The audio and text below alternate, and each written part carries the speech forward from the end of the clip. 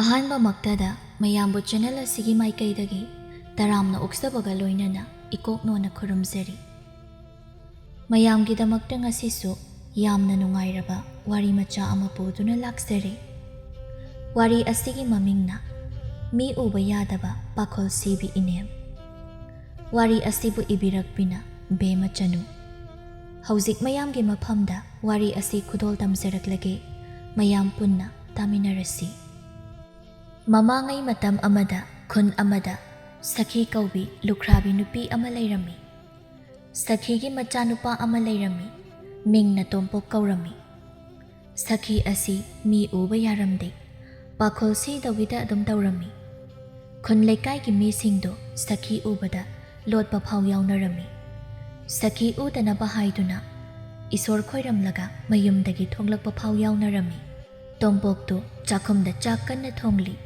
ꯆꯐꯨ ꯀꯟꯅ ꯁꯧꯒꯠꯂꯛꯄꯒꯤ ꯃꯇꯥꯡ ꯑꯗꯨꯗꯅꯤ ꯁꯈꯤꯅ ꯃꯆꯥꯅꯨꯄꯥ ꯇꯣꯝꯄꯣꯛꯄꯨ ꯀꯧꯔꯛꯄꯗꯣ꯫ ꯇꯣꯝꯄꯣꯛ ꯃꯃꯥꯅ ꯀꯧꯔꯛꯄ ꯑꯗꯨꯗ ꯑꯁꯨꯝꯅ ꯍꯥꯏꯖꯩ, "ꯑꯃꯨꯛ ꯀꯧꯔꯦ, ꯑꯁꯤꯅ ꯀꯔꯤ ꯄꯥꯈꯣꯜ ꯑꯃꯨꯛ ꯁꯤꯗꯣꯏꯅꯣ? ꯑꯩꯗꯤ ꯄꯦꯜꯂꯕꯅꯦ ꯑꯩꯈꯣꯏ ꯃꯥꯁꯤ꯫" ꯁꯈꯤꯁꯨ ꯍꯟꯖꯤꯟ ꯍꯟꯖꯤൻ ꯃꯆꯥꯅꯨꯄꯥꯕꯨ ꯀꯧꯔꯝꯃꯤ꯫ ꯇꯣꯝꯄꯣꯛ ꯃꯥꯁꯨ ꯆꯐꯨꯗꯨ ꯌꯥꯏꯔꯝꯂꯒ ꯏꯃꯨꯡꯗꯒꯤ ꯊꯣꯛꯂꯛꯏ꯫ "ꯀꯩꯗꯧꯔꯒꯦ ꯏꯃꯥ?" "ꯏꯃꯥ ꯆꯟꯗꯣꯜ ꯊꯤꯟꯒꯦ, ꯏꯁꯤꯡ ꯈꯤꯇ ꯄꯨꯔꯛꯎ꯫" "ꯑꯗꯨꯒꯤ ꯑꯣꯏꯔꯦ ꯏꯃꯥꯅ ꯂꯥꯛꯇꯅ ꯀꯧꯔꯤꯕꯗꯨꯗꯤ꯫ ꯀꯧꯗ꯭ꯔꯁꯨ ꯀꯣꯛ ꯏꯃꯨꯡꯗ ꯆꯪꯉꯛꯂꯒ ꯂꯧꯕ ꯌꯥꯕꯗꯣ." "ꯍꯩ, ꯉꯥꯡꯗꯅ ꯂꯩꯔꯅꯨ, ꯆꯠꯂꯣ, ꯏꯁꯤꯡꯗꯨ ꯂꯧꯊꯣꯛꯂꯨꯆꯣ." "ꯍꯣꯏ ꯐꯅꯤ ꯄꯜꯂꯦ, ꯅꯆꯥ ꯂꯧꯊꯣꯛꯆꯔꯨꯒꯦ." ꯇꯣꯝꯄꯣꯛꯇꯨ ꯏꯃꯨꯡꯗ ꯆꯪꯗꯨꯅ ꯃꯃꯥꯅ ꯆꯟꯗꯣꯜ ꯊꯤꯟꯅꯕ ꯏꯁꯤꯡ ꯈꯔ ꯂꯧꯊꯣꯛꯂꯨꯗꯨꯅ ꯃꯃꯥꯒꯤ ꯃꯅꯥꯛꯇ ꯊꯅꯝꯃꯤ꯫ "ꯁꯤꯗ ꯂꯩꯔꯦꯁꯦ ꯏꯃꯥ." "ꯍꯩ, ꯄꯣꯂꯥꯡꯈꯣꯛꯇ ꯐꯗꯤ ꯌꯥꯜꯍꯧꯕꯅꯤ, ꯑꯗꯨꯒ ꯄꯤꯔꯝꯃꯨ." "ꯏꯃꯥ, ꯅꯪꯒꯤ ꯄꯥꯈꯣꯜꯁꯦ ꯁꯤꯁꯨ ꯁꯤꯅꯤꯡꯈ꯭ꯔꯕ ꯄꯣꯠꯅꯤ." "ꯁꯤ ꯐꯥꯎꯕ ꯇꯧꯅꯤꯡꯗ꯭ꯔꯕꯗꯤ ꯑꯩꯅ ꯅꯪ ꯄꯣꯛꯂꯤꯁꯦ ꯀꯩꯗꯧꯅꯕꯅꯣ?" "ꯏꯃꯥꯅ ꯑꯩ ꯄꯣꯛꯂꯤꯕꯁꯤꯗꯤ ꯄꯥꯈꯣꯜ ꯁꯤꯅꯕ ꯄꯣꯛꯄ ꯑꯣꯏꯔꯦ." "ꯅꯠꯇ꯭ꯔꯗꯤ ꯀꯩꯅꯣ? ꯃꯆꯥ ꯍꯥꯏꯕꯁꯤꯗꯤ ꯃꯃꯥ ꯃꯄꯥꯅ ꯍꯥꯏꯕ ꯏꯟꯒꯗꯕꯅꯤ꯫ ꯃꯃꯥ ꯃꯄꯥꯅ ꯍꯥꯏꯕ ꯏꯟꯕꯗꯨꯕꯨꯅꯤ ꯑꯐꯕ ꯃꯆꯥ ꯀꯧꯋꯦ." "ꯂꯧꯗ ꯂꯧꯖꯔꯨꯔꯒꯦ." ꯇꯣꯝꯄꯣꯛ ꯁꯧ ꯁꯧ ꯂꯥꯎꯗꯨꯅ ꯄꯣꯂꯥꯡꯈꯣꯛꯇ ꯌꯥꯜꯂꯤꯕ ꯐꯗꯤ ꯑꯗꯨ ꯂꯧꯗꯨꯅ ꯃꯃꯥꯗ ꯄꯤꯔꯝꯃꯤ꯫ ꯇꯣꯝꯄꯣꯛ ꯏꯃꯨꯡꯗ ꯆꯪꯈꯤꯒꯦ ꯍꯥꯏꯗꯨꯅ ꯇꯧꯏ꯫ "ꯍꯥꯏ, ꯆꯥꯛꯇꯣ ꯂꯣꯏꯔꯗꯤ ꯊꯤꯔꯣ, ꯑꯩ ꯊꯕꯛ ꯆꯠꯇꯣꯏꯅꯤ." "ꯊꯤꯅꯤ, ꯆꯥꯛꯀ ꯆꯦꯡ ꯆꯪꯂꯝꯕ꯭ꯔꯥ ꯈꯪꯗꯦ." ꯋꯥꯍꯩꯁꯤ ꯍꯥꯏꯔꯝꯗꯨꯅ ꯇꯣꯝꯄꯣꯛ ꯏꯃꯨꯡꯗ ꯆꯪꯈꯤꯔꯝꯃꯤ꯫ ꯅꯨꯡꯊꯤꯜꯒꯤ ꯃꯇꯝꯅꯤ꯫ ꯁꯈꯤ ꯃꯌꯨꯝꯗ ꯂꯩꯕ ꯇꯜꯂꯦ ꯍꯥꯏꯗꯨꯅ ꯌꯨꯝꯊꯪꯅꯕꯒꯤ ꯂꯩꯃꯇꯣꯟ ꯍꯣꯏꯗ ꯂꯥꯛꯂꯝꯃꯤ꯫ ꯁꯈꯤ ꯑꯁꯤ ꯃꯤꯋꯥ ꯉꯥꯡꯕꯁꯨ ꯀꯜꯂꯝꯃꯤ꯫ ꯁꯈꯤ ꯂꯩꯃꯇꯣꯟ ꯍꯣꯏꯒꯤ ꯁꯨꯃꯥꯡꯗ ꯂꯦꯞꯇꯨꯅ ꯂꯩꯃꯇꯣꯟꯕꯨ ꯀꯧꯔꯝꯃꯤ꯫ ꯂꯩꯃꯇꯣꯟ ꯃꯥꯁꯨ ꯇꯥꯔꯗꯨꯅ ꯏꯃꯨꯡꯗꯒꯤ ꯊꯣꯛꯂꯛꯏ꯫ "ꯏꯆꯦ, ꯀꯣꯏꯔꯛꯏꯔꯣ? ꯑꯩ ꯏꯃꯨꯡꯗꯒꯤ ꯐꯛ ꯂꯧꯊꯣꯛꯂꯨꯒꯦ, ꯅꯨꯡꯁꯥ ꯌꯥꯏꯔꯒ ꯐꯝꯁꯤ." "ꯍꯣꯏ ꯍꯣꯏ, ꯂꯧꯊꯣꯔꯛꯎ." ꯂꯩꯃꯇꯣꯟꯁꯨ ꯏꯃꯨꯡꯗ ꯆꯪꯗꯨꯅ ꯐꯛ ꯂꯧꯊꯣꯛꯂꯨꯔꯒ ꯁꯨꯃꯥꯡ ꯑꯗꯨꯗ ꯊꯥꯗꯨꯅ ꯐꯝꯂꯝꯃꯤ꯫ ꯁꯈꯤꯅ, "ꯂꯩꯃꯇꯣꯟ, ꯅꯣꯏꯒꯤ ꯃꯧꯗꯤ ꯎꯗꯦ, ꯀꯗꯥꯏꯗ ꯆꯠꯈꯤꯒꯦ ꯅꯣꯏꯒꯤ ꯃꯧꯗꯨꯕꯣ?" "ꯃꯣꯏꯒꯤ ꯀꯥꯗ ꯂꯩꯔꯝꯒꯅꯤ ꯏꯆꯦ." "ꯅꯃꯧ ꯅꯨꯄꯤꯗ ꯁꯤꯡꯖꯨ ꯈꯔ ꯁꯨꯍꯜꯂꯛꯎꯗꯅ, ꯅꯨꯡꯁꯥ ꯌꯥꯏꯔꯒ ꯁꯤꯡꯖꯨ ꯆꯥꯔꯕꯗꯤ ꯍꯥꯎꯅꯤ." "ꯍꯣꯏ ꯍꯣꯏ ꯏꯆꯦ, ꯁꯨꯍꯟꯒꯦ, ꯆꯥꯁꯤ." ꯂꯩꯃꯇꯣꯟꯅ ꯃꯃꯧ ꯅꯨꯄꯤ ꯑꯔꯨꯕꯤꯕꯨ ꯀꯧꯔꯝꯃꯤ꯫ ꯑꯔꯨꯕꯤ ꯃꯥꯁꯨ ꯃꯅꯦꯝꯅ ꯀꯧꯔꯤꯕꯗꯨ ꯇꯥꯔꯗꯨꯅ ꯃꯄꯥꯟꯗ ꯊꯣꯛꯂꯛꯏ꯫ "ꯏꯃꯥ, ꯅꯃꯧꯕꯨ ꯀꯧꯕ꯭ꯔꯣ?" "ꯍꯩꯃꯧ, ꯅꯃꯥꯕꯣꯛꯁꯤ ꯁꯤꯡꯖꯨ ꯆꯥꯅꯤꯡ ꯃꯥꯜꯂꯤ, ꯁꯤꯡꯖꯨ ꯈꯔ ꯁꯨꯔꯛꯎ." "ꯍꯣꯏ ꯏꯃꯥ." ꯑꯔꯨꯕꯤ ꯃꯆꯤꯟꯗ ꯍꯣꯏ ꯍꯥꯏꯅ ꯍꯥꯏꯖꯔꯕꯁꯨ ꯌꯥꯝꯅ ꯁꯥꯎꯅꯤꯡꯂꯝꯃꯤ꯫ ꯃꯆꯤꯟꯗ ꯇꯞꯅ ꯑꯁꯨꯝꯅ ꯍꯥꯏꯖꯩ, "ꯃꯤꯒꯤ ꯃꯌꯨꯝꯗ ꯂꯥꯛꯂꯒ ꯁꯤꯡꯖꯨ ꯆꯥꯅꯤꯡꯉꯤ ꯀꯥꯏꯗꯅ, ꯆꯥꯅꯤꯡꯂꯒ ꯃꯌꯨꯝꯗ ꯁꯨꯔꯒ ꯀꯣꯛ ꯆꯥꯒꯦꯗꯤ ꯍꯥꯏꯗꯗꯅ ꯀꯔꯤ ꯊꯣꯛꯑꯦꯅꯕꯨ ꯇꯧꯖꯔꯤꯅꯣ, ꯅꯨꯡꯁꯤꯗꯕꯅ ꯈꯥꯔꯦ ꯑꯣꯏꯕ." ꯁꯈꯤ ꯑꯔꯨꯕꯤꯅ ꯂꯦꯞꯇꯨꯅ ꯑꯗꯨꯝ ꯂꯩꯕꯗꯨ ꯎꯕꯗ, "ꯑꯔꯨꯕꯤ, ꯅꯪꯒꯤ ꯁꯤꯡꯖꯨꯗꯨꯕꯨ ꯍꯌꯦꯡ ꯁꯨꯒꯦ ꯍꯥꯏꯔꯤꯕ꯭ꯔꯣ? ꯂꯦꯞꯇꯨꯅ ꯑꯗꯨꯝ ꯂꯩꯔꯤꯕ ꯑꯗꯨꯕꯨ?" ꯑꯔꯨꯕꯤ ꯅꯣꯛꯁꯤꯟꯅꯗꯨꯅ, "ꯁꯨꯔꯨꯔꯒꯦ ꯏꯃꯥꯕꯣꯛ." ꯑꯁꯤ ꯍꯥꯏꯗꯨꯅ ꯑꯔꯨꯕꯤꯁꯨ ꯏꯃꯨꯡꯗ ꯆꯪꯈꯤꯔꯝꯃꯤ꯫ ꯁꯈꯤ ꯂꯩꯃꯇꯣꯟꯗ ꯌꯦꯡꯗꯨꯅ, "ꯂꯩꯃꯇꯣꯟ, ꯅꯪꯕꯨ ꯄꯥꯎ ꯑꯃ ꯇꯥꯔꯕ꯭ꯔꯣ?" "ꯀꯔꯤ ꯄꯥꯎꯅꯣ ꯏꯆꯦ? ꯑꯩꯗꯤ ꯇꯥꯗꯤꯌꯦ." "ꯍꯣ, ꯑꯗꯨꯔꯣ, ꯏꯆꯦ ꯂꯩꯔꯥꯡꯇꯣꯟꯒꯤ ꯃꯃꯧ ꯅꯨꯄꯤ ꯑꯃꯨꯔꯩꯅ ꯏꯆꯦ ꯂꯩꯔꯥꯡꯇꯣꯟꯗꯣ ꯉꯔꯥꯡꯗꯤ ꯅꯝꯁꯤꯟꯗꯨꯅ ꯐꯨꯏ ꯍꯥꯏꯅꯦ." ꯂꯩꯃꯇꯣꯟ ꯉꯛꯅ, "ꯀꯔꯤꯒꯤꯅꯣ ꯏꯆꯦ ꯑꯗꯨꯗꯤ?" "ꯃꯣꯏꯒꯤ ꯃꯧꯗꯣ ꯊꯕꯛ ꯌꯥꯝꯅ ꯁꯨꯅꯤꯡꯗꯦ ꯍꯥꯏ, ꯏꯃꯨꯡꯒꯤ ꯊꯕꯛꯁꯨ ꯏꯆꯦ ꯂꯩꯔꯥꯡꯇꯣꯟꯅ ꯂꯣꯏꯅ ꯇꯧ ꯃꯥꯜꯂꯤ, ꯃꯧꯗꯨꯒꯤ ꯃꯐꯤ ꯃꯔꯣꯜ ꯐꯥꯎꯕ ꯏꯆꯦ ꯂꯩꯔꯥꯡꯇꯣꯟꯅ ꯁꯨꯏ ꯍꯥꯏꯗꯅ ꯍꯥꯏ, ꯄꯨꯔꯥ ꯑꯐꯥꯎꯕꯤ ꯃꯧ ꯑꯣꯏꯔ ꯃꯥꯜꯂꯤ." "ꯍꯩꯃꯥ, ꯑꯩꯗꯤ ꯇꯥꯗꯦ, ꯏꯆꯦ ꯂꯩꯔꯥꯡꯇꯣꯟꯗꯣ ꯂꯩꯕ ꯌꯥꯝꯅ ꯅꯨꯡꯉꯥꯏꯔꯝꯃꯔꯣꯏꯕꯣ ꯑꯗꯨꯗꯤ." "ꯀꯔꯥꯏꯗꯒꯤ ꯅꯨꯡꯉꯥꯏꯗꯣꯏꯅꯣ, ꯃꯧꯗꯣ ꯌꯥꯝꯅꯁꯨ ꯐꯠꯇꯦ ꯍꯥꯏꯅ ꯍꯥꯏꯅꯩ ꯐꯠꯂꯝꯃꯣꯏꯌꯦ ꯀꯨꯆꯨ ꯁꯦꯡꯗꯤꯌꯦ ꯃꯗꯨꯒꯤ ꯃꯧꯗꯣ ꯑꯁꯨꯝꯅ ꯋꯥꯔꯤ ꯁꯥꯟꯅꯔꯝꯃꯤ ꯉꯥꯏꯍꯥꯛ ꯂꯩꯕꯒ ꯑꯔꯨꯕꯤꯁꯨ ꯁꯤꯡꯖꯨ ꯁꯨꯕ ꯂꯣꯏꯗꯨꯅ ꯄꯨꯊꯣꯔꯛꯏ ꯏꯃꯥꯕꯣ ꯁꯤꯡꯖꯨ ꯆꯥꯁꯤ ꯍꯥꯎꯒꯗ꯭ꯔꯥ ꯍꯥꯎꯔꯣꯏꯗ꯭ꯔꯗꯤ ꯈꯪꯗꯦ ꯍꯥꯎꯅꯤꯗ ꯏꯃꯧꯅ ꯁꯨꯕ ꯁꯤꯡꯖꯨꯕꯨ ꯀꯔꯤꯒꯤ ꯍꯥꯎꯔꯣꯏꯗꯣꯏꯅꯣ ꯑꯗꯣ ꯁꯤꯡꯖꯨ ꯆꯥꯗꯣꯏꯅꯦꯅ ꯇꯧꯔꯤꯁꯤꯕꯨ ꯈꯨꯠꯇꯤ ꯀꯔꯥꯏꯗ ꯍꯥꯝꯅꯤ ꯑꯔꯨꯕꯤꯌꯥ ꯏꯃꯥꯕꯣꯛꯅ ꯈꯨꯠ ꯍꯥꯝꯅꯕ ꯏꯁꯤꯡ ꯈꯖꯤꯛꯇ ꯄꯨꯔꯛꯎ ꯍꯣꯏ ꯏꯃꯥꯕꯣꯛ ꯑꯔꯨꯕꯤꯗꯣ ꯁꯈꯤꯅ ꯃꯈꯨꯠ ꯍꯥꯝꯅꯕ ꯏꯁꯤꯡ ꯂꯧꯕ ꯆꯠꯈꯤ ꯑꯔꯨꯕꯤ ꯕꯥꯔꯇꯤꯟꯗ ꯏꯁꯤꯡ ꯈꯔ ꯍꯥꯞꯇꯨꯅ ꯄꯨꯔꯛꯇꯨꯅ ꯁꯈꯤꯒꯤ ꯃꯅꯥꯛꯇ ꯊꯝꯃꯤ ꯁꯈꯤ ꯃꯈꯨꯠꯇꯣ ꯍꯥꯝꯗꯨꯅ ꯁꯤꯡꯖꯨ ꯑꯗꯨ ꯆꯥꯔꯝꯃꯤ ꯁꯈꯤ ꯁꯤꯡꯖꯨ ꯑꯗꯨ ꯁꯥꯏꯗꯨꯅ ꯍꯥꯏꯔꯛꯏ ꯑꯔꯨꯕꯤꯌꯥ ꯅꯪꯒꯤ ꯁꯤꯡꯖꯨꯁꯦ ꯍꯥꯎꯕꯕꯨꯗꯤ ꯍꯥꯎꯋꯦ ꯍꯥꯏꯕꯕꯨ ꯊꯨꯝ ꯈꯔ ꯋꯥꯠꯂꯤ ꯊꯨꯝ ꯈꯔ ꯂꯧꯊꯣꯛꯂꯨꯁꯨ ꯑꯔꯨꯕꯤ ꯁꯥꯎꯅꯤꯡꯕꯅꯗꯤ ꯂꯣꯏꯔꯕꯅꯤ ꯑꯗꯨꯕꯨ ꯎꯠꯊꯣꯛꯂꯝꯗꯦ ꯍꯣꯏ ꯏꯃꯥꯕꯣꯛ ꯑꯩ ꯂꯧꯊꯣꯛꯂꯨꯒꯦ ꯑꯔꯨꯕꯤꯗꯣ ꯏꯃꯨꯡꯗ ꯊꯨꯝ ꯂꯧꯊꯣꯛꯄ ꯆꯪꯈꯤ ꯉꯥꯏꯍꯥꯛ ꯂꯩꯕꯒ ꯊꯨꯝ ꯈꯔ ꯄꯥꯏꯗꯨꯅ ꯏꯃꯨꯡꯗꯒꯤ ꯊꯣꯛꯂꯛꯏ ꯏꯃꯥꯕꯣꯛ ꯊꯨꯝ ꯍꯥꯏꯕꯗꯣ ꯁꯤꯗ ꯂꯩꯔꯤ ꯑꯔꯨꯕꯤꯌꯥ ꯏꯃꯥꯕꯣꯛꯇꯤ ꯍꯥꯏꯕ ꯀꯥꯎꯍꯧꯔꯦ ꯃꯣꯔꯣꯛ ꯑꯁꯨꯕꯗꯣ ꯈꯔꯒ ꯂꯧꯊꯣꯔꯛꯎ ꯏꯃꯥꯕꯣꯛꯁꯦ ꯃꯣꯔꯣꯛ ꯁꯥꯅ ꯆꯥꯅꯤꯡꯕ ꯑꯔꯨꯕꯤ ꯋꯥꯈꯜꯗ ꯃꯁꯤꯒꯤ ꯍꯅꯨꯕꯤꯁꯦ ꯉꯁꯤ ꯑꯩꯅ ꯁꯥꯎꯔꯛꯇꯅ ꯁꯤꯡꯖꯨꯁꯦ ꯃꯀꯣꯛꯇ ꯂꯣꯏꯅ ꯍꯩꯖꯤꯟꯅꯤꯁꯦ ꯀꯩꯗꯧꯔꯒꯦꯅꯦ ꯑꯔꯨꯕꯤꯌꯥ ꯏꯃꯥꯕꯣꯛꯅ ꯃꯣꯔꯣꯛ ꯂꯧꯊꯣꯛꯂꯨꯁꯨ ꯍꯥꯏꯔꯒ ꯅꯪꯅ ꯃꯪꯗꯨꯅ ꯂꯩꯔꯤꯕ ꯑꯗꯨꯕꯣ ꯀꯩꯁꯨ ꯇꯧꯗꯦ ꯏꯃꯥꯕꯣꯛ ꯑꯩ ꯂꯧꯊꯣꯛꯂꯨꯒꯦ ꯑꯁꯤ ꯍꯥꯏꯗꯨꯅ ꯑꯔꯨꯕꯤꯗꯣ ꯏꯃꯨꯡꯗ ꯆꯪꯈꯤ ꯅꯣꯡꯃꯒꯤ ꯅꯨꯃꯤꯠꯅꯤ ꯇꯣꯝꯄꯣꯛꯀꯤ ꯃꯇꯥꯎ ꯑꯃꯨꯖꯥꯎꯗꯣ ꯇꯣꯝꯄꯣꯛꯄꯨ ꯊꯕꯛ ꯆꯠꯅꯕ ꯍꯧꯕ ꯂꯥꯛꯂꯝꯃꯤ ꯁꯈꯤꯗꯣ ꯃꯥꯡꯒꯣꯜꯗ ꯂꯩꯔꯝꯃꯤ ꯑꯃꯨꯖꯥꯎ ꯁꯈꯤ ꯂꯩꯕ ꯎꯕꯗ ꯑꯁꯨꯝꯅ ꯍꯥꯏꯖꯩ ꯑꯁꯤ ꯑꯃꯨꯛ ꯂꯩꯔꯦꯅꯦ ꯑꯁꯤꯅ ꯄꯥꯈꯣꯜ ꯑꯃꯨꯛ ꯁꯤꯔꯛꯂꯅꯤ ꯇꯧꯔꯤꯁꯦ ꯃꯥꯒꯤ ꯃꯃꯤꯠꯁꯤꯗ ꯃꯤ ꯑꯃꯠꯇ ꯎꯕ ꯌꯥꯗꯕꯅꯤ ꯁꯈꯤꯁꯨ ꯑꯃꯨꯖꯥꯎꯅ ꯃꯨꯔꯨꯝ ꯃꯨꯔꯨꯝ ꯁꯣꯟꯗꯨꯅ ꯊꯣꯡꯒꯥꯜ ꯑꯗꯣꯝꯗꯒꯤ ꯆꯪꯉꯛꯄꯗꯨ ꯎꯕꯗ ꯑꯁꯨꯝꯅ ꯍꯥꯏꯔꯛꯏ ꯍꯩ ꯑꯃꯨꯖꯥꯎ ꯍꯥꯏꯕ ꯎꯌꯥꯜ ꯃꯅꯤꯡ ꯃꯥꯟꯕ ꯀꯔꯤꯒꯤꯅꯣ ꯅꯪꯅ ꯃꯨꯔꯨꯝ ꯃꯨꯔꯨꯝ ꯁꯣꯟꯗꯨꯅ ꯆꯪꯉꯛꯂꯤꯕꯗꯨꯅ ꯀꯩꯁꯨ ꯇꯧꯗꯦꯗ ꯏꯟꯗꯣꯝꯆꯥ ꯊꯕꯛ ꯊꯦꯡꯉꯦꯅ ꯃꯨꯔꯨꯝ ꯃꯨꯔꯨꯝ ꯁꯣꯜꯂꯒ ꯂꯥꯛꯄꯅꯤ ꯑꯗꯣ ꯏꯟꯗꯣꯝꯆꯥ ꯏꯇꯥꯎ ꯇꯣꯝꯄꯣꯛꯄꯨ ꯂꯩꯈꯤꯕ ꯅꯠꯇ꯭ꯔꯣ ꯃꯥꯗꯤ ꯌꯨꯝꯗ ꯂꯩꯇ꯭ꯔꯗꯤ ꯁꯪꯒꯣꯜꯗ ꯂꯩꯒꯗ꯭ꯔꯣ ꯏꯟꯗꯣꯝꯆꯥꯁꯤꯗꯤ ꯏꯟꯗꯣꯝꯆꯥ ꯈꯣꯡ ꯍꯥꯝꯅꯤꯡꯉꯤ ꯑꯁꯤꯗ ꯕꯥꯔꯇꯤꯟ ꯂꯩꯔꯤꯕꯁꯦ ꯄꯨꯈ꯭ꯔꯤꯗꯒꯤ ꯏꯁꯤꯡ ꯁꯣꯛꯂꯒ ꯑꯃꯨꯛꯇ ꯄꯨꯔꯛꯎ ꯑꯃꯨꯖꯥꯎ ꯇꯞꯅ ꯍꯥꯏꯖꯩ ꯑꯩꯅ ꯈꯟꯕꯗꯨꯅꯦꯕ ꯃꯁꯤꯒꯤ ꯍꯅꯨꯕꯤꯁꯦ ꯃꯤ ꯑꯃꯠꯇ ꯎꯕ ꯌꯥꯗꯕꯁꯤꯕꯨ ꯀꯔꯤ ꯍꯅꯨꯕꯤꯅꯣ ꯃꯥꯒꯤ ꯃꯈꯣꯡ ꯍꯥꯝꯗꯕ ꯏꯁꯤꯡꯕꯨ ꯑꯩꯉꯣꯟꯗ ꯄꯨꯔꯛꯑꯣꯏ ꯑꯃꯨꯖꯥꯎ ꯍꯥꯏꯕ ꯎꯌꯥꯜ ꯃꯅꯤꯡ ꯃꯥꯟꯕꯥꯎ ꯑꯩꯅ ꯄꯨꯈ꯭ꯔꯤꯗ ꯏꯁꯤꯡ ꯁꯣꯛꯂꯛꯎ ꯍꯥꯏꯔꯒ ꯅꯪꯅ ꯃꯪꯗꯨꯅ ꯂꯩꯔꯤꯕ ꯑꯗꯨꯕꯨ ꯀꯔꯤꯒꯤꯅꯣ ꯍꯥꯏꯋꯥꯅꯤ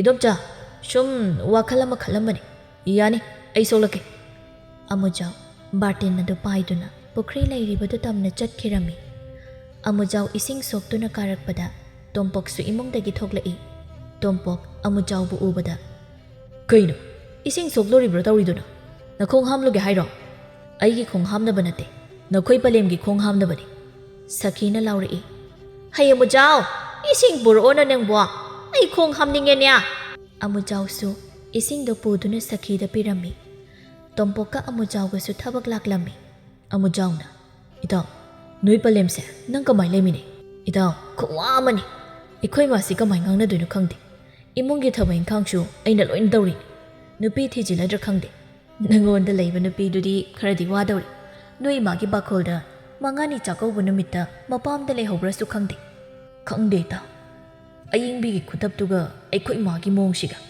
ꯍꯌꯦꯡꯋꯥꯏ ꯀꯃꯥꯏꯅ ꯇꯧꯗꯣꯏꯅꯣ ꯈꯪꯗꯦ ꯏꯇꯥꯎ ꯅꯪꯗꯤꯅꯦ ꯃꯆꯤꯟ ꯀꯟꯕꯤ ꯃꯤꯅ ꯍꯦꯟꯖꯤꯟꯕ ꯌꯥꯗꯕꯤ ꯅꯨꯄꯤ ꯂꯧꯗꯧꯅꯤ ꯑꯁꯨꯝꯅ ꯋꯥꯔꯤ ꯁꯥꯗꯨꯅ ꯂꯥꯛꯄꯅ ꯊꯕꯛ ꯃꯐꯝꯁꯨ ꯌꯧꯔꯛꯂꯝꯃꯤ ꯅꯣꯡꯃꯒꯤ ꯅꯨꯃꯤꯠꯅꯤ ꯁꯈꯤꯗꯨ ꯀꯩꯊꯦꯜꯗꯒꯤ ꯍꯜꯂꯛꯂꯝꯃꯤ ꯃꯈꯨꯠꯇꯁꯨ ꯈꯥꯎ ꯑꯃ ꯄꯥꯏꯔꯛꯂꯝꯃꯤ ꯁꯈꯤ ꯑꯁꯨꯝꯅ ꯍꯥꯏꯖꯩ ꯑꯩꯕꯨ ꯈꯥꯎꯁꯤ ꯄꯨꯕ ꯋꯥꯈ꯭ꯔꯦꯗ ꯃꯤ ꯑꯃ ꯂꯥꯛꯂꯕꯗꯤ ꯐꯈ꯭ꯔꯅꯤꯗ ꯑꯗꯨꯝꯅ ꯈꯟꯗꯨꯅ ꯂꯩꯔꯤꯉꯩ ꯂꯥꯏꯕꯤꯒ ꯀꯦꯊꯕꯤꯒꯗꯨ ꯀꯩꯊꯦꯜ ꯆꯠꯅꯕ ꯃꯐꯤ ꯂꯣꯏꯁꯤꯟꯗꯨꯅ ꯊꯣꯛꯂꯛꯏ ꯁꯈꯤ ꯂꯥꯏꯕꯤꯒ ꯀꯦꯊꯕꯤꯒ ꯎꯕꯗ ꯅꯈꯣꯏ ꯑꯅꯤꯕꯨ ꯀꯔꯥꯏꯗꯅꯣ ꯂꯥꯏꯕꯤ ꯌꯥꯝ ꯇꯞꯅ ꯊꯦꯡꯉꯦꯅ ꯇꯧꯔꯤꯉꯩꯁꯤꯗ ꯑꯁꯤꯃꯨꯛ ꯊꯦꯡꯅꯔꯦꯅꯦ ꯇꯧꯔꯤꯁꯦ ꯑꯁꯤꯅ ꯄꯥꯈꯣꯜ ꯑꯃꯨꯛ ꯁꯤꯔꯛꯑꯅꯤ ꯑꯗꯨꯅꯤ ꯃꯥꯅ ꯍꯥꯏꯕ ꯌꯥꯗ꯭ꯔꯒꯅ ꯑꯩꯈꯣꯏ ꯑꯅꯤꯁꯦ ꯐꯠꯇꯦꯅ ꯍꯥꯏꯗꯧꯔꯤꯕꯅꯤ ꯁꯈꯤ ꯃꯧ ꯑꯅꯤꯗꯨꯒꯤ ꯃꯅꯥꯛꯇ ꯆꯪꯉꯛꯇꯨꯅ ꯅꯈꯣꯏ ꯑꯅꯤ ꯊꯦꯡꯅꯕ ꯐꯔꯦꯗ ꯑꯩꯒꯤ ꯈꯥꯎꯁꯦ ꯑꯃꯨꯛꯇ ꯄꯨꯔꯛꯎ ꯂꯥꯏꯕꯤꯅ ꯏꯟꯗꯣꯝꯆꯥ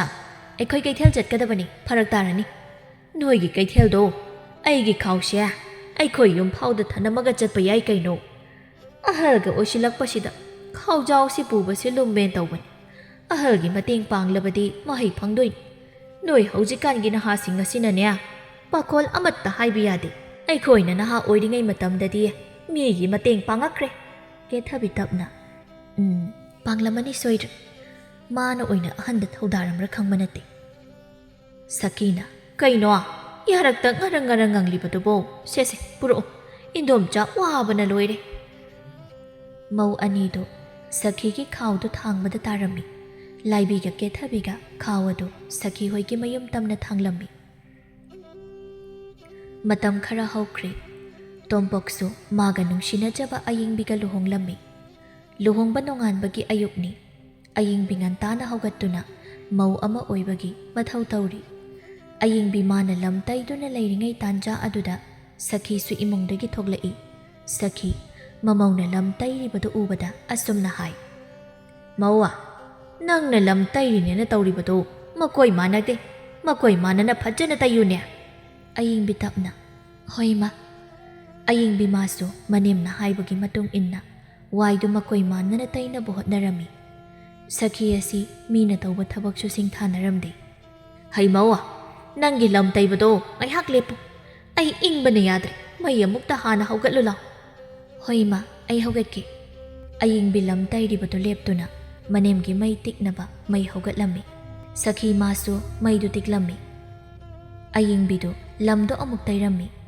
ꯂꯝ ꯇꯩꯕꯗꯨ ꯂꯣꯏꯗꯨꯅ ꯏꯔꯨ ꯃꯥꯏꯊꯖꯗꯨꯅ ꯑꯌꯨꯛꯀꯤ ꯃꯩꯔꯥ ꯂꯥꯡꯂꯝꯃꯤ ꯂꯣꯏꯔꯗꯨꯅ ꯆꯥꯛꯈꯨꯝꯗ ꯆꯪꯗꯨꯅ ꯆꯥ ꯂꯣꯜꯂꯝꯃꯤ ꯆꯥ ꯂꯣꯟꯕ ꯂꯣꯏꯔꯗꯨꯅ ꯃꯅꯦꯝꯒꯤ ꯃꯅꯥꯛꯇ ꯆꯪꯉꯛꯇꯨꯅ ꯃꯅꯦꯝꯗ ꯑꯁꯨꯝꯅ ꯍꯥꯏꯔꯝꯃꯤ ꯏꯃꯥ ꯆꯤꯟꯌꯥ ꯁꯦꯡꯗꯣꯛꯄꯤꯔꯨꯔꯣ ꯅꯃꯧ ꯆꯥ ꯍꯩꯖꯔꯛꯂꯒꯦ ꯆꯤꯟꯌꯥ ꯁꯦꯡꯅꯕꯗꯣ ꯁꯤꯗ ꯑꯣꯏꯅ ꯄꯨꯔꯛꯎ ꯏꯪꯕꯁꯤꯗ ꯍꯧꯒꯠꯄꯒ ꯉꯝꯂꯔꯣꯏ ꯍꯣꯏ ꯏꯃꯥ ꯅꯃꯧ ꯄꯨꯔꯛꯂꯒꯦ ꯑꯌꯤꯡꯕꯤ ꯃꯅꯦꯝꯅ ꯃꯆꯤꯟ ꯃꯌꯥ ꯁꯦꯡꯕꯗ ꯆꯪꯒꯗꯕꯁꯤꯡꯗꯨ ꯄꯨꯔꯛꯇꯨꯅ ꯃꯅꯦꯝꯗ ꯄꯤꯔꯝꯃꯤ ꯁꯈꯤ ꯃꯥꯁꯨ ꯃꯩꯗꯨ ꯇꯤꯛꯅ ꯇꯤꯛꯅ ꯃꯆꯤꯟ ꯑꯗꯨ ꯁꯦꯡꯂꯤ ꯃꯆꯤꯟ ꯁꯦꯡꯕ ꯂꯣꯏꯔꯗꯨꯅ ꯃꯆꯤꯟ ꯃꯌꯥ ꯇꯦꯡꯊꯣꯛꯇꯨꯅ ꯃꯃꯥꯏ ꯃꯃꯤꯠꯇꯨ ꯇꯥꯊꯣꯛꯏ ꯃꯧꯋꯥ ꯃꯥꯏ ꯇꯩꯊꯣꯛꯅꯕ ꯐꯗꯤꯗꯤ ꯀꯗꯥꯏ ꯏꯃꯥ ꯅꯃꯧ ꯄꯨꯊꯣꯛꯆꯔꯛꯂꯒꯦ ꯑꯌꯤꯡꯕꯤ ꯏꯃꯨꯡꯗ ꯆꯪꯗꯨꯅ ꯐꯗꯤ ꯂꯧꯊꯣꯛꯂꯨꯗꯨꯅ ꯃꯅꯦꯝꯗ ꯄꯤꯔꯝꯃꯤ ꯁꯈꯤ ꯃꯥꯁꯨ ꯐꯗꯤꯗꯨꯅ ꯃꯃꯥꯏ ꯃꯃꯤꯠꯇꯨ ꯇꯩꯊꯣꯛꯇꯨꯅ ꯃꯃꯧꯗ ꯌꯦꯡꯗꯨꯅ ꯍꯩ ꯃꯧꯋꯥ ꯅꯪꯒꯤ ꯆꯥ ꯍꯩꯕꯗꯨ ꯄꯨꯊꯣꯔꯛꯎ ꯍꯣꯏ ꯏꯃꯥ ꯅꯃꯧ ꯄꯨꯊꯣꯛꯆꯔꯛꯂꯒꯦ ꯑꯌꯤꯡꯕꯤ ꯆꯥꯛꯈꯨꯝꯗ ꯆꯪꯗꯨꯅ ꯃꯅꯦꯝꯅ ꯊꯛꯅꯕ ꯆꯥ ꯍꯩꯗꯨꯅ ꯃꯅꯦꯝꯗ ꯄꯤꯔꯝꯃꯤ ꯑꯗꯨꯒ ꯑꯌꯤꯡꯕꯤꯗꯨ ꯆꯪꯈ꯭ꯔꯤ ꯑꯌꯤꯡꯕꯤ ꯆꯥꯛ ꯊꯣꯡꯅꯕ ꯇꯧꯔꯝꯃꯤ ꯇꯥꯟꯖꯥ ꯑꯗꯨꯗ ꯁꯈꯤꯅ ꯑꯌꯤꯡꯕꯤꯕꯨ ꯀꯧꯔꯛꯂꯝꯃꯤ ꯃꯅꯦꯝꯅ ꯀꯧꯕꯗꯨ ꯇꯥꯕꯗ ꯑꯌꯤꯡꯕꯤ ꯃꯅꯦꯝꯒꯤ ꯃꯅꯥꯛꯇ ꯂꯥꯛꯇꯨꯅ ꯏꯃꯥ ꯅꯃꯧꯕꯨ ꯀꯧꯕ꯭ꯔꯣ ꯅꯪꯒꯤ ꯆꯥꯁꯤꯕꯨ ꯀꯃꯥꯏꯅ ꯂꯣꯜꯂꯤꯕꯅꯣ ꯆꯤꯅꯤꯁꯨ ꯑꯃꯠꯇ ꯌꯥꯎꯗꯦ ꯏꯃꯨꯡꯗꯒꯤ ꯆꯤꯅꯤ ꯈꯔ ꯂꯧꯊꯣꯛꯂꯨꯁꯨ ꯆꯠꯂꯨ ꯑꯩꯗꯤ ꯆꯤꯅꯤ ꯊꯨꯝꯅ ꯊꯛꯏ ꯍꯣꯏ ꯏꯃꯥ ꯅꯃꯧ ꯂꯧꯊꯣꯛꯆꯔꯨꯒꯦ ꯑꯌꯤꯡꯕꯤꯗꯨ ꯆꯥꯛꯈꯨꯝꯗ ꯆꯪꯗꯨꯅ ꯆꯤꯅꯤ ꯑꯃꯨꯛ ꯂꯧꯊꯣꯛꯂꯨꯗꯨꯅ ꯃꯅꯦꯝꯗ ꯄꯤꯔꯝꯃꯤ ꯌꯥꯔꯦ ꯑꯌꯤꯡꯕꯤꯁꯨ ꯆꯥꯛꯈꯨꯝꯗ ꯑꯃꯨꯛ ꯆꯪꯉꯛꯇꯨꯅ ꯆꯥꯛ ꯊꯣꯡꯕ ꯍꯧꯔꯝꯃꯤ ꯆꯐꯨ ꯀꯟꯅ ꯁꯧꯔꯛꯄꯒꯤ ꯃꯇꯝ ꯑꯗꯨꯗ ꯁꯈꯤꯅ ꯑꯌꯤꯡꯕꯤꯕꯨ ꯑꯃꯨꯛ ꯀꯧꯔꯛꯏ ꯏꯃꯥ ꯀꯩ ꯍꯥꯏꯒꯦ ꯏꯃꯥ ꯏꯔꯨ ꯂꯨꯖꯒꯦ ꯏꯁꯤꯡꯁꯦ ꯑꯃꯨꯛꯇ ꯊꯥꯡꯗꯣꯛꯎ ꯂꯥꯎ ꯍꯣꯏ ꯏꯃꯥ ꯑꯌꯤꯡꯕꯤ ꯃꯥꯁꯨ ꯃꯅꯦꯝꯅ ꯍꯥꯏꯔꯤꯕꯗꯨꯃꯛ ꯇꯧꯔꯝꯃꯤ ꯁꯈꯤꯅ ꯇꯧꯔꯤꯕꯁꯤ ꯁꯥꯎꯒꯟꯕ ꯃꯧ ꯑꯃ ꯑꯣꯏꯔꯕꯗꯤ ꯉꯁꯥꯏꯅ ꯈꯠꯅꯔꯗꯕꯅꯤ ꯑꯌꯤꯡꯕꯤ ꯑꯣꯏꯕꯒꯤ ꯌꯥꯔꯕꯅꯤ ꯑꯌꯤꯡꯕꯤ ꯃꯅꯦꯝꯅ ꯍꯥꯏꯔꯤꯕꯁꯤꯡꯗꯨ ꯇꯧꯔꯝꯗꯨꯅ ꯆꯥꯛꯈꯨꯝꯗ ꯑꯃꯨꯛ ꯆꯪꯉꯛꯇꯨꯅ ꯆꯦꯡ ꯑꯗꯨ ꯆꯥꯝꯗꯨꯅ ꯆꯦꯡ ꯁꯨꯔꯝꯃꯤ ꯇꯥꯟꯖꯥ ꯑꯗꯨꯗ ꯇꯣꯝꯄꯣꯛꯁꯨ ꯆꯥꯛꯈꯨꯝꯗ ꯅꯣꯛꯃꯤ ꯅꯣꯛꯃꯤ ꯇꯧꯗꯨꯅ ꯆꯪꯉꯛꯏ ꯇꯣꯝꯄꯣꯛꯅ ꯆꯥꯛꯈꯨꯝ ꯑꯣꯟꯅꯕꯁꯤꯕꯨ ꯀꯔꯤ ꯐꯥꯎꯒꯦ ꯑꯌꯤꯡꯕꯤ ꯅꯣꯛꯐꯦꯠ ꯇꯧꯗꯨꯅ ꯀꯩꯁꯨ ꯐꯥꯎꯗꯦꯗ ꯑꯩꯗꯤ ꯅꯨꯡꯉꯥꯏꯇꯕꯒ ꯐꯥꯎꯕ꯭ꯔꯥꯕꯨ ꯑꯗꯨ ꯅꯨꯄꯤ ꯑꯩꯈꯣꯏ ꯃꯥꯁꯦ ꯃꯤ ꯎꯕ ꯌꯥꯗꯕꯒꯤ ꯂꯩꯅꯥ ꯑꯃ ꯅꯥꯕꯅꯤ ꯑꯌꯤꯡꯕꯤ ꯉꯛꯅ ꯀꯩ ꯂꯩꯅꯥꯅꯣ ꯍꯥꯏꯁꯤꯕꯨ ꯅꯨꯄꯥ ꯄꯥꯈꯣꯜ ꯁꯤꯕꯒꯤ ꯂꯩꯅꯥꯅꯤꯗꯅ ꯑꯗꯣ ꯑꯩꯈꯣꯏ ꯃꯥꯁꯦ ꯄꯥꯈꯣꯜ ꯌꯥꯝꯅ ꯁꯤꯕꯅꯤ ꯅꯪ ꯏꯃꯥ ꯌꯥꯅꯕ ꯆꯠꯂꯨ ꯏꯃꯥꯒ ꯃꯥꯟꯅꯔꯒ ꯈꯠꯅꯒꯅꯨ ꯈꯠꯅꯔꯣꯏꯌꯦ ꯅꯨꯄꯥ ꯑꯩꯗꯤ ꯄꯣꯛꯄꯗꯒꯤ ꯏꯃꯥꯒꯤ ꯃꯤꯅꯨꯡꯁꯤ ꯐꯪꯂꯛꯇꯦ ꯏꯃꯥꯕꯨ ꯑꯩꯅ ꯑꯩꯕꯨ ꯍꯦꯛ ꯄꯣꯛꯄꯤꯕꯤ ꯏꯃꯥꯃꯛꯅꯤ ꯈꯟꯅ ꯁꯦꯕꯥ ꯇꯧꯖꯗꯣꯏꯅꯦ ꯑꯗꯨꯝꯅ ꯋꯥꯔꯤ ꯁꯥꯗꯨꯅ ꯂꯩꯔꯤꯉꯩ ꯑꯗꯨꯗ ꯁꯈꯤꯅ ꯑꯌꯤꯡꯕꯤꯕꯨ ꯀꯧꯔꯛꯂꯝꯃꯤ ꯑꯌꯤꯡꯕꯤ ꯃꯄꯨꯔꯣꯏꯕꯗ ꯌꯦꯡꯗꯨꯅ ꯅꯨꯄꯥ ꯑꯩ ꯏꯃꯥꯅ ꯀꯧꯔꯤ ꯀꯔꯤ ꯍꯥꯏꯒꯦ ꯑꯃꯨꯛꯇ ꯍꯪꯂꯨꯈꯤꯒꯦ ꯍꯣꯏ ꯍꯪꯂꯨꯔꯣ ꯑꯌꯤꯡꯕꯤꯁꯨ ꯆꯥꯛꯈꯨꯝ ꯑꯗꯨꯗꯒꯤ ꯊꯣꯛꯈꯤ ꯑꯌꯤꯡꯕꯤ ꯃꯅꯦꯝꯒꯤ ꯃꯅꯥꯛꯇ ꯂꯥꯛꯇꯨꯅ ꯏꯃꯥ ꯅꯃꯧꯕꯨ ꯀꯧꯕ꯭ꯔꯣ ꯏꯃꯥꯒꯤ ꯐꯅꯦꯛꯁꯦ ꯊꯥꯗꯣꯛꯂꯒ ꯑꯃꯨꯛꯇ ꯐꯧꯗꯣꯛꯎ꯫ ꯍꯣꯏ ꯏꯃꯥ꯫ ꯑꯌꯤꯡꯕꯤ ꯃꯅꯦꯝꯒꯤ ꯏꯇꯨꯝ ꯐꯅꯦꯛꯇꯣ ꯄꯣꯂꯥꯡꯈꯣꯛꯇ ꯐꯧꯗꯣꯛꯂꯝꯃꯤ꯫ ꯁꯈꯤ ꯃꯃꯧꯗ ꯌꯦꯡꯗꯨꯅ ꯍꯩꯃꯧ ꯑꯩꯈꯣꯏꯒꯤꯗꯤ ꯀꯔꯤ ꯏꯟꯁꯥꯡ ꯊꯣꯡꯂꯦ? ꯏꯃꯥ ꯎꯇꯤ ꯑꯣꯏꯅ ꯊꯣꯡꯂꯦ꯫ ꯎꯇꯤ ꯊꯣꯡꯉꯦ ꯍꯥꯏꯕ? ꯑꯗꯨꯗꯤꯅꯦ ꯁꯤꯡꯖꯨ ꯑꯃꯒꯁꯨ ꯏꯃꯥ ꯁꯤꯡꯖꯨ ꯆꯥꯅꯤꯡꯉꯤ꯫ ꯍꯣꯏ ꯏꯃꯥ ꯅꯃꯧ ꯁꯨꯒꯦ꯫ ꯑꯌꯤꯡꯕꯤꯁꯨ ꯏꯃꯨꯡꯗ ꯆꯪꯈ꯭ꯔꯤ꯫ ꯃꯇꯝ ꯈꯔ ꯍꯧꯈ꯭ꯔꯤ꯫ ꯑꯌꯤꯡꯕꯤꯗꯨ ꯃꯅꯦꯝꯒꯤ ꯄꯥꯈꯣꯜꯒ ꯏꯃꯨꯡꯒꯤ ꯊꯕꯛꯀꯗ ꯉꯥꯏꯍꯥꯛꯇ ꯄꯣꯊꯥꯕ ꯐꯥꯎꯕ ꯐꯪꯂꯝꯗꯦ꯫ ꯇꯣꯝꯄꯣꯛ ꯃꯥꯁꯨ ꯃꯥꯒꯤ ꯅꯨꯄꯤ ꯑꯁꯤ ꯋꯥꯔꯦ ꯍꯥꯏꯕ ꯈꯪꯂꯝꯃꯤ꯫ ꯉꯁꯤꯁꯨ ꯑꯌꯤꯡꯕꯤꯗꯨ ꯏꯪꯈꯣꯜꯗ ꯍꯦꯟꯖꯥꯡ ꯍꯦꯛꯂꯤ꯫ ꯁꯈꯤꯗꯨ ꯄ꯭ꯔꯞ ꯊꯣꯛꯂꯛꯇꯨꯅ ꯍꯩꯃꯧ ꯀꯣꯕꯤ ꯊꯥꯁꯤ꯫ ꯑꯁꯤꯒꯤ ꯏꯪꯈꯣꯜ ꯂꯩꯕꯥꯛꯁꯦ ꯇꯧꯊꯣꯛꯎ꯫ ꯏꯃꯥ ꯃꯣꯏ ꯇꯥꯁꯨ ꯊꯕꯛ ꯉꯟꯅ ꯆꯠꯀꯅꯤꯅ ꯍꯥꯏꯌꯦ꯫ ꯍꯣꯔꯦꯟ ꯅꯨꯡꯁꯥ ꯅꯦꯝꯊꯔꯒ ꯑꯣꯏꯅ ꯂꯩꯕꯥꯛꯁꯤ ꯇꯧꯔꯒꯦ꯫ ꯐꯩꯗꯣꯝ ꯃꯆꯥꯁꯤꯃ ꯇꯧꯕꯕꯨ ꯀꯌꯥꯝ ꯀꯨꯏꯗꯣꯏꯅꯣ? ꯁꯤ ꯇꯧꯕ ꯂꯣꯏꯔꯒ ꯅꯪꯒꯤ ꯆꯥꯛꯇꯣ ꯑꯗꯨꯝ ꯊꯣꯡꯕ ꯅꯪꯅꯤ꯫ ꯍꯣꯏ ꯏꯃꯥ ꯅꯃꯧ ꯇꯧꯔꯒꯦ꯫ ꯑꯌꯤꯡꯕꯤ ꯌꯣꯝꯄꯥꯛ ꯂꯧꯊꯣꯛꯂꯨꯗꯨꯅ ꯏꯪꯈꯣꯜ ꯂꯩꯕꯥꯛꯇ ꯇꯧꯔꯝꯃꯤ꯫ ꯁꯈꯤ ꯃꯥꯅ ꯃꯆꯤꯟꯗ ꯐꯩꯗꯣꯝ ꯃꯆꯥ ꯍꯩꯖꯔꯕꯁꯨ ꯆꯥꯎꯔꯤꯕ ꯐꯩꯗꯣꯝꯅꯤ꯫ ꯐꯩꯗꯣꯝ ꯑꯗꯨꯃ ꯇꯧꯕ ꯂꯣꯏꯕꯗꯗꯤ ꯃꯇꯝ ꯑꯗꯨ ꯊꯦꯡꯂꯤ꯫ ꯑꯌꯤꯡꯕꯤ ꯍꯣꯕꯦ ꯆꯥꯛꯈꯨꯝꯗ ꯑꯃꯨꯛ ꯆꯪꯗꯨꯅ ꯆꯥꯛ ꯊꯣꯡꯅꯕ ꯑꯃꯨꯛ ꯇꯧꯔꯝꯃꯤ꯫ ꯆꯐꯨꯗꯨ ꯍꯦꯛ ꯊꯥꯡꯒꯠꯄꯒ ꯇꯣꯝꯄꯣꯛꯇꯨ ꯆꯥꯛꯈꯨꯝꯗ ꯆꯪꯉꯛꯇꯨꯅ ꯅꯨꯄꯤ ꯆꯥꯛ ꯊꯤꯅꯕ ꯇꯧꯔꯣ ꯑꯩ ꯊꯦꯡꯂꯦ꯫ ꯑꯌꯤꯡꯕꯤ ꯏꯇꯞ ꯇꯞꯅ ꯅꯨꯄꯥ ꯆꯥꯛꯇꯤ ꯊꯣꯡꯕꯗ ꯉꯥꯏꯔꯤꯌꯦ꯫ ꯇꯣꯝꯄꯣꯛ ꯃꯥꯒꯤ ꯅꯨꯄꯤꯅ ꯆꯥꯛ ꯊꯣꯡꯕꯗ ꯉꯥꯏꯔꯤ ꯍꯥꯏꯅ ꯍꯥꯏꯔꯛꯄꯗꯨꯗ ꯈꯤꯇꯪꯗꯤ ꯁꯥꯎꯅꯤꯡꯂꯝꯃꯤ꯫ ꯅꯨꯄꯤ ꯑꯩꯅ ꯉꯁꯥꯏꯅ ꯉꯁꯤꯗꯤ ꯊꯕꯛ ꯉꯟꯅ ꯆꯠꯇꯣꯏꯅꯤ, ꯆꯥꯛꯇꯣ ꯈꯔ ꯉꯟꯅ ꯊꯣꯡꯉꯣꯅ ꯍꯥꯏꯔꯒ꯫ ꯑꯩꯁꯨ ꯆꯥꯛ ꯊꯣꯡꯒꯦ ꯇꯧꯕꯅꯤ, ꯑꯗꯨꯗ ꯏꯃꯥꯅ ꯀꯣꯕꯤ ꯊꯥꯅꯕ ꯂꯩꯕꯥꯛ ꯇꯧꯅ ꯇꯧꯔꯤꯉꯩ ꯊꯦꯡꯗꯣꯛꯈ꯭ꯔꯦ ꯅꯨꯄꯥ꯫ ꯉꯥꯏꯍꯥꯛꯇ ꯉꯥꯏꯔꯣ ꯑꯩ ꯆꯥꯛ ꯂꯣꯏꯁꯤꯜꯂꯛꯅꯕ ꯇꯧꯔꯒꯦ꯫ ꯌꯥꯔꯦ ꯅꯨꯄꯤ ꯆꯥꯛꯇꯣ ꯇꯞꯅ ꯊꯣꯡ, ꯑꯩ ꯆꯥꯛ ꯆꯥꯔꯔꯣꯏꯒꯦ ꯊꯦꯡꯂꯤ, ꯍꯣꯔꯦꯟ ꯍꯜꯂꯛꯂꯒ ꯑꯣꯏꯅ ꯆꯥꯔꯒꯦ꯫ ꯑꯁꯤ ꯍꯥꯏꯔꯝꯗꯨꯅ ꯇꯣꯝꯄꯣꯛꯁꯨ ꯆꯠꯈꯤꯔꯝꯃꯤ꯫ ꯑꯌꯤꯡꯕꯤ ꯃꯄꯨꯔꯣꯏꯕꯅ ꯆꯥꯛ ꯆꯥꯗꯅ ꯆꯠꯈꯤꯕ ꯑꯗꯨꯗ ꯅꯨꯡꯉꯥꯏꯔꯝꯗꯦ꯫ ꯉꯥꯏꯍꯥꯛ ꯂꯩꯕꯒ ꯁꯈꯤꯗꯨ ꯆꯥꯛꯈꯨꯝꯗ ꯆꯪꯉꯛꯏ꯫ ꯁꯈꯤ ꯃꯃꯧ ꯅꯨꯄꯤꯗ ꯌꯦꯡꯗꯨꯅ ꯃꯧ ꯏꯕꯨꯡꯉꯣꯗꯤ ꯆꯥꯛ ꯆꯥꯈ꯭ꯔꯕ꯭ꯔꯥ? ꯆꯥꯈꯤꯗ꯭ꯔꯦ ꯏꯃꯥ꯫ ꯀꯔꯤ ꯆꯥꯛ ꯆꯥꯈꯤꯗꯦ ꯍꯥꯏꯕ? ꯅꯠꯇꯦ ꯅꯪꯕꯨ ꯊꯕꯛ ꯆꯠꯄ ꯅꯪꯅꯕ ꯆꯥꯛꯇꯣ ꯊꯣꯡꯕ ꯌꯥꯗ꯭ꯔꯣ? ꯑꯣꯟꯊꯣꯛꯅ ꯇꯟꯖꯥ ꯃꯦꯟꯖꯥ ꯈꯪꯈꯤꯗ꯭ꯔꯦ꯫ ꯁꯈꯤ ꯃꯥꯅ ꯑꯆꯨꯝꯕ ꯁꯥꯗꯨꯅ ꯉꯥꯡꯂꯝꯃꯒ ꯊꯣꯛꯈꯤꯔꯝꯃꯤ꯫ ꯅꯨꯡꯊꯤꯜ ꯅꯨꯡꯁꯥ ꯁꯥꯕꯒꯤ ꯃꯇꯝ ꯑꯗꯨꯗ ꯁꯈꯤꯗꯨ ꯐꯤꯌꯥꯝ ꯑꯃ ꯄꯨꯗꯨꯅ ꯃꯃꯧꯒꯤ ꯃꯅꯥꯛꯇ ꯆꯪꯉꯛꯇꯨꯅ ꯃꯧ ꯏꯃꯥꯒꯤ ꯐꯤ ꯑꯃꯣꯠꯄꯁꯤꯡꯁꯦ ꯇꯨꯔꯦꯜꯗ ꯄꯨꯗꯨꯅ ꯑꯃꯨꯛꯇ ꯁꯨꯗꯣꯛꯂꯨꯁꯨ ꯆꯠꯂꯨ꯫ ꯁꯈꯤ ꯑꯌꯤꯡꯕꯤ ꯍꯦꯛ ꯂꯥꯛꯄꯗꯒꯤ ꯊꯕꯛ ꯑꯃꯠꯇ ꯇꯧꯔꯝꯗꯦ꯫ ꯃꯐꯤ ꯐꯥꯎꯕ ꯑꯌꯤꯡꯕꯤꯗ ꯁꯨꯍꯜꯂꯝꯃꯤ꯫ ꯃꯥꯅ ꯇꯨꯝꯕꯒ ꯆꯥꯕꯒ ꯇꯧꯗꯨꯅ ꯂꯩꯔꯝꯃꯤ꯫ ꯍꯣꯏ ꯏꯃꯥ ꯑꯩ ꯁꯨꯔꯨꯒꯦ꯫ ꯑꯌꯤꯡꯕꯤꯗꯨ ꯃꯅꯦꯝꯒꯤ ꯐꯤꯌꯥꯝꯗꯨ ꯄꯨꯗꯨꯅ ꯇꯨꯔꯦꯜ ꯇꯝꯅ ꯂꯥꯛꯂꯝꯃꯤ꯫ ꯂꯝꯕꯤꯗ ꯂꯥꯏꯕꯤꯒ ꯀꯦꯊꯕꯤꯒ ꯊꯦꯡꯅꯔꯝꯃꯤ꯫ ꯀꯦꯊꯕꯤ ꯑꯌꯤꯡꯕꯤꯕꯨ ꯎꯕꯗ ꯑꯌꯤꯡꯕꯤ ꯅꯪꯕꯨ ꯇꯨꯔꯦꯜꯗ ꯐꯤ ꯁꯨꯕ ꯆꯠꯂꯤꯕ꯭ꯔꯣ? ꯍꯣꯏ ꯏꯆꯦ ꯐꯤ ꯁꯨꯔꯨꯒꯦ ꯇꯧꯕꯅꯤ꯫ ꯅꯪꯅ ꯐꯤ ꯁꯨꯕ ꯆꯠꯂꯤꯕꯗꯨ ꯅꯨꯡꯁꯥꯕꯨ ꯌꯥꯝ ꯁꯥꯏꯅꯦ, ꯅꯨꯡꯁꯥ ꯁꯥꯗ꯭ꯔꯤꯉꯩꯗ ꯁꯨꯍꯧꯔꯗꯤ ꯐꯗꯧꯕ꯫ ꯂꯥꯏꯕꯤꯅ ꯑꯗꯨ ꯑꯌꯤꯡꯕꯤ ꯅꯈꯣꯏꯅ ꯅꯦꯝꯕꯣꯛꯇꯨꯕꯨ ꯅꯪꯕꯨ ꯀꯃꯥꯏ ꯂꯩꯃꯤꯟꯅꯒꯦ? ꯈꯪꯗꯦꯗ ꯏꯆꯦ ꯄꯪꯂꯩ ꯂꯩꯃꯤꯟꯅꯔꯤ ꯍꯥꯏꯕꯗꯨꯅꯤ꯫ ꯅꯈꯣꯏꯅ ꯅꯦꯝꯕꯣꯛꯇꯣ ꯃꯤ ꯑꯃꯠꯇ ꯎꯕ ꯌꯥꯗꯕꯅꯤ, ꯄꯥꯈꯣꯜ ꯁꯤꯗꯧꯒꯤ ꯇꯧꯔꯒ ꯑꯗꯨꯝ ꯂꯩꯕꯅꯤ꯫ ꯅꯪꯉꯣꯟꯗꯗꯤ ꯁꯤꯗ꯭ꯔꯣ? ꯑꯩꯉꯣꯟꯗꯁꯨ ꯁꯤꯌꯦ ꯏꯆꯦ꯫ ꯅꯪꯗꯤ ꯑꯣꯟꯊꯣꯛꯅ ꯋꯥꯔꯝꯃꯅꯤꯗꯀꯣ꯫ ꯑꯩꯈꯣꯏꯗꯤ ꯅꯈꯣꯏꯒꯤ ꯅꯅꯦꯝꯕꯣꯛꯇꯣ ꯊꯦꯡꯅꯕꯗ ꯃꯥ ꯎꯗꯅꯕ ꯂꯣꯠꯄꯗ ꯈꯣꯡꯕꯥꯜꯗ ꯇꯥꯕꯒ ꯌꯥꯎꯔꯕ ꯄꯣꯠꯅꯤ꯫ ꯑꯌꯤꯡꯕꯤ ꯃꯥꯗꯤ ꯅꯣꯛꯇꯃꯛ ꯅꯣꯛꯂꯝꯃꯤ꯫ ꯃꯅꯦꯝꯒꯤ ꯐꯠꯇꯕ ꯋꯥꯔꯤꯁꯨ ꯁꯥꯔꯝꯗꯦ꯫ ꯃꯇꯝꯅ ꯑꯁꯨꯝ ꯍꯧꯈꯤꯕꯅ ꯑꯌꯤꯡꯕꯤꯁꯨ ꯃꯆꯥꯅꯨꯄꯥ ꯑꯃ ꯄꯣꯛꯂꯝꯃꯤ꯫ ꯑꯉꯥꯡ ꯌꯥꯎꯕꯗꯒꯤ ꯑꯌꯤꯡꯕꯤꯗꯨ ꯑꯃꯨꯛꯀ ꯍꯦꯟꯅ ꯋꯥꯔꯝꯃꯤ꯫ ꯑꯌꯤꯡꯕꯤꯅ ꯃꯆꯥ ꯑꯗꯨ ꯄꯣꯗꯨꯅ ꯊꯕꯛ ꯄꯨꯝꯕ ꯇꯧꯔꯝꯃꯤ꯫ ꯁꯈꯤ ꯃꯥꯗꯤ ꯃꯃꯧꯅ ꯑꯉꯥꯡ ꯄꯣꯗꯨꯅ ꯊꯕꯛ ꯇꯧꯔꯤꯕꯗꯣ ꯉꯥꯏꯍꯥꯛꯇ ꯐꯥꯎꯕ ꯂꯧꯊꯣꯛꯂꯝꯗꯦ꯫ ꯁꯈꯤ ꯏꯃꯨꯡꯂꯣꯝꯗ ꯑꯣꯟꯁꯤꯟꯗꯨꯅ ꯍꯩꯃꯧ ꯇꯥꯕ꯭ꯔꯥ?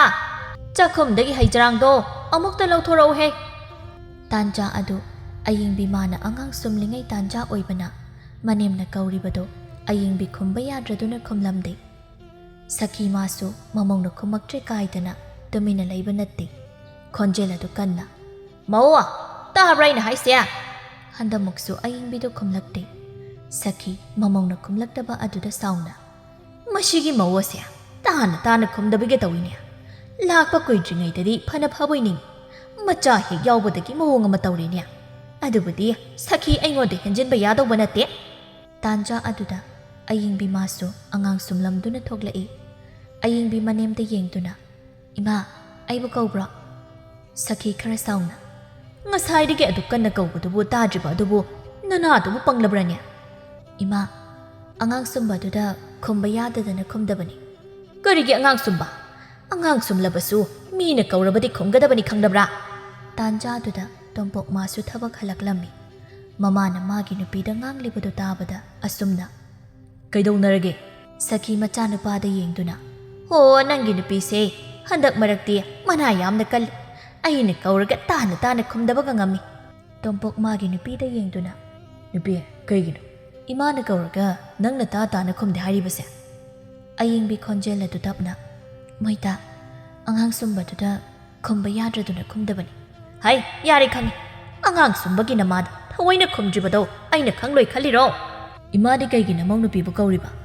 Ho hainau se sage haidana imungdagi thangdo puthoro haina haiban. Mana puthoraktrabani na hainau se sadredana. Imasu imungdagi thangdo lauthok loraga kok khairaga chaba yadro. Thabak khudingmak mi adom ngairadi yararoi. Namong nupisu imungi thabak mayamsiga angang machaga chenbasida yam warbani. Aduda imana pakhol namuk shiribani ne.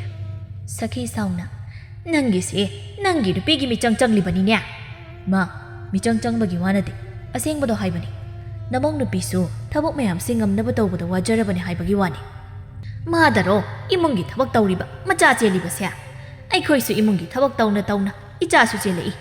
Mau ama oirabadi loina ngamnabu hotnaba tar. Madu pumba ngamne na mayum palakliba natro. Nupi thirabani kaidana magi nupigi michangasu sangba saradana. Nangse aina I matumdagi chawnaba wana yolakliba khangnabra. Imana phatana khal. Nachana haibadi namong nupi asisu waribani. Imasu mingonda pakhol sibagi mahut. Imana angambadudi imana taw haibagi wani. Ho yare khangi. Aina ahal oirena imungi thabak yawdabasida adumna ngangliba natro. Nakhoisu ahal oirakin. Matamduda noisu khangni. Nakhoisu nachanu papoklidana. Asi hairamlaga sakhi adu sauna imungda changkhirami.